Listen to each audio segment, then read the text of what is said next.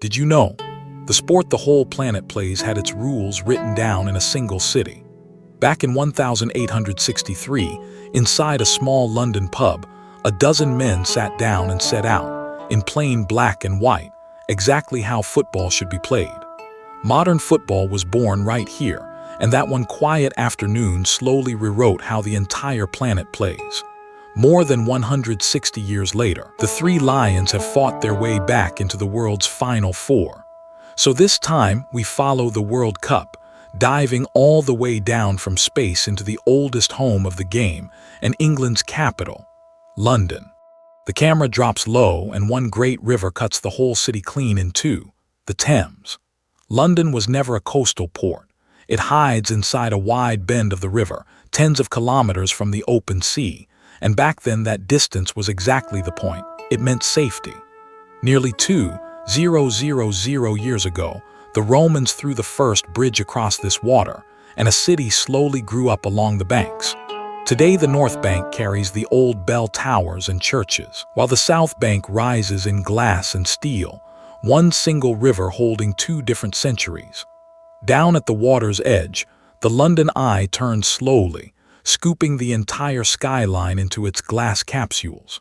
Push in toward the North Bank, and the first thing to leap out is a clock tower 96 meters high. Most people call it Big Ben, but Big Ben is really the nickname of the 13.5-ton bell hanging inside. The tower itself is Elizabeth Tower. It has stood here since 1859, striking the hour for more than 160 years without a break.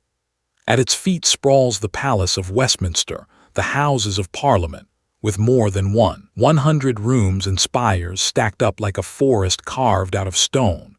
This is the single most photographed face in London.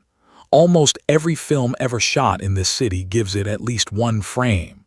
Follow the river downstream, and a blue bridge steps across the water, a heavy stone tower planted at each end. This is Tower Bridge, not London Bridge, and the two get mixed up all over the world. Its roadway splits and lifts straight up from the middle to let tall ships slip underneath. And even now, more than 130 years after it opened in 1894, that original Victorian machinery still works. When the sun goes down and the lights come on, the towers glow a deep painted blue. And crouched right beside it sits the dark old Tower of London, centuries of weathered stone that has guarded this stretch of river for nearly 1,000 years and quietly watched the whole city rise and fall. Below all of this runs a whole hidden city. London built the world's very first underground railway, opened in 1863, the same year football finally got its rulebook, and 160 years on those tunnels are still packed solid every single morning. Up on the surface, the black cab and the red double-decker bus are the two colors printed on every postcard.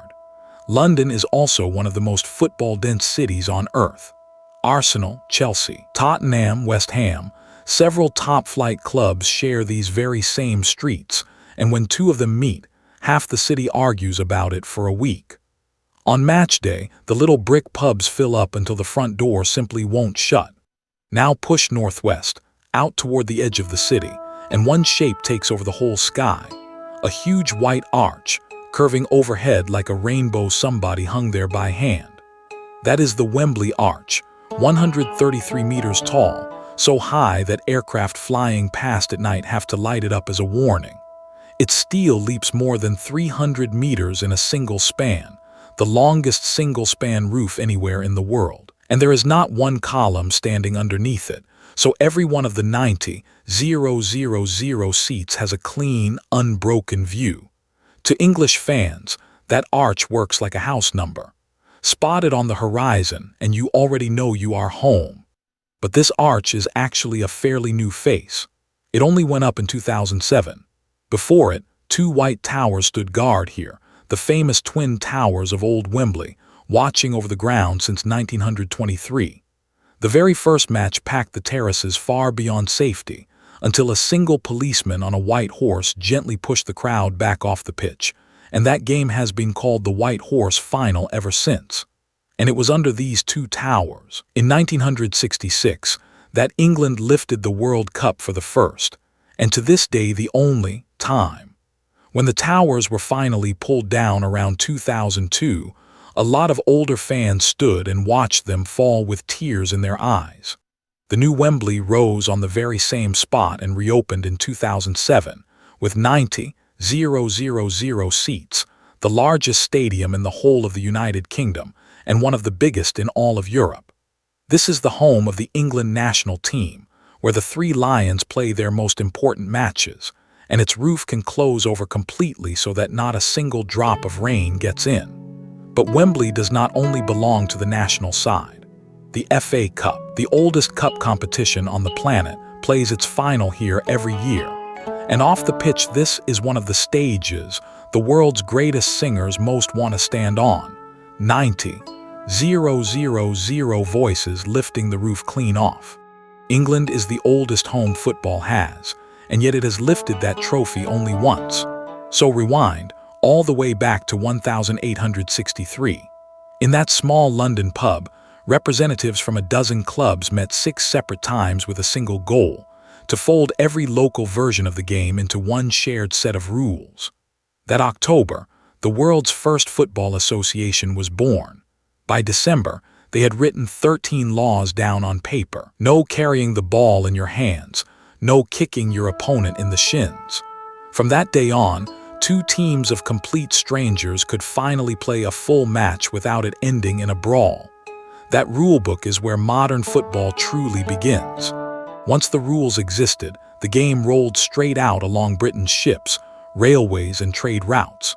Sailors kicked a ball around on the docks, students carried it back to their hometowns, and factory workers played on any patch of empty ground the moment the shift bell rang. Other countries learned the very same laws, put together their own teams, and one after another built football associations modeled directly on England's.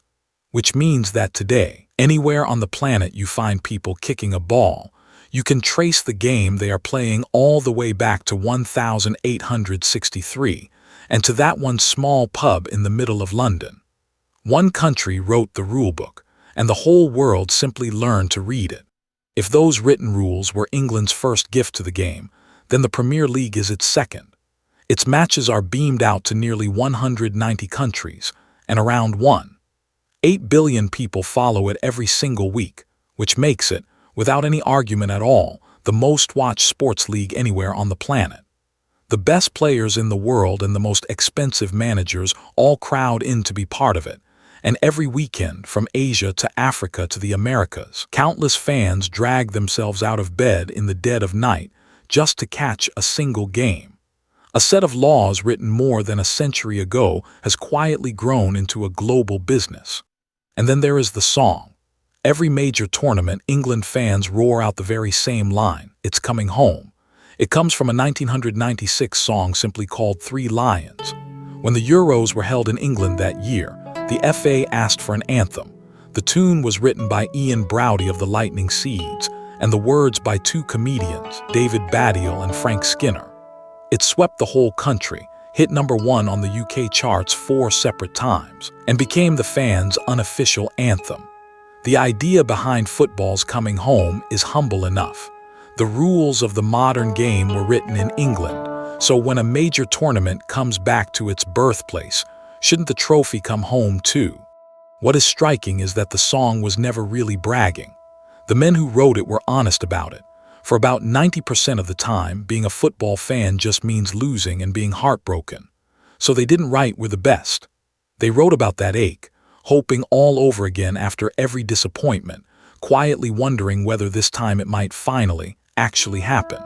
30 years on, England fans have tasted so close so many times, falling in shootout after shootout, walking home with red eyes at the final whistle. And yet you truly have to stand inside Wembley to understand it. 90,000 people under the arch, one song, one heartbeat, the turf itself trembling, total strangers with their arms around each other, all singing the very same words. Then there are the 3 lions on the chest. That crest is old, very old, a symbol of England for centuries before it was ever stitched onto a football shirt, and it handed the national team the nickname that stuck: the 3 Lions.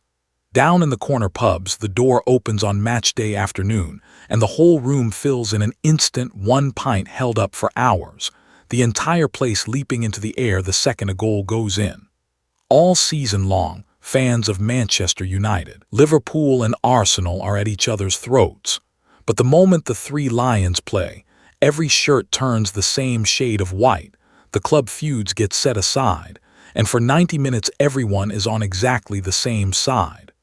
Win or lose, that white shirt goes back on again the very next time out. So how did this England side actually do? The captain, Harry Kane, is the country's all-time leading scorer, a striker who is frighteningly reliable. Jude Bellingham, still only in his early 20s, has become the heartbeat of the midfield, and the bigger the stage, the calmer he plays. Out wide, Bukayo Saka mixes real pace with real nerve, stepping up right when it matters most. On paper, this is the strongest England squad in decades. At the 2026 World Cup, they fought all the way to the semi-finals, and then, in the third-place playoff, they beat France 6-4. So England finished third and took home the bronze medal. 60 years after 1966, the wait for a second title still goes on. From a single sheet of paper in a pub to the game the whole world now plays, from one small island, football walked out to every last corner of the earth. The home is very old and the titles are very few, and that, more than anything else, is exactly why they long to win. The camera pulls back up into space. From the streets of London to the great arch of Wembley, to the fans who sing with their whole hearts, 4 chapters, and this is England. Knowing full well it will probably end in heartbreak, they still line up year after year and sing the hope all over again. That line, "It's coming home," they will go on singing tournament after tournament. Follow the World Cup and meet a nation. See you next time.